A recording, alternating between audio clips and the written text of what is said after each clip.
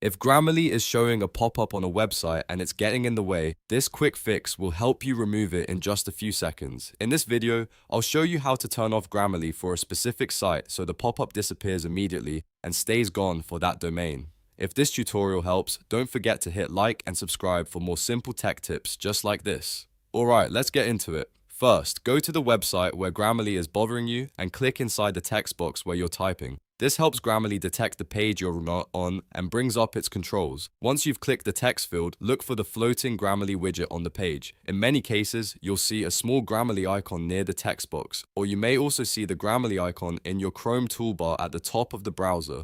Next, click the floating Grammarly widget or click the Grammarly icon in the Chrome toolbar. This will open Grammarly's options for that website. From here, look for the settings icon. It usually looks like a small gear. Click that settings icon to open the site-specific controls. Now you should see an option that says something like check text on website.com or turn off on this site. This is the exact setting you need if you want Grammarly to stop appearing on that page. Find the switch next to that option and toggle it off. As soon as you turn it off, the Grammarly pop-up should disappear immediately. The best part is that this change applies to that specific web domain, so Grammarly will not keep popping up every time you visit that site. If you ever want it back later, you can return to the same settings and switch it on again. So just to recap, click into the text box, open the Grammarly widget or toolbar icon, go into settings, and turn off check text on this site. That's all it takes to remove the Grammarly pop-up from that website.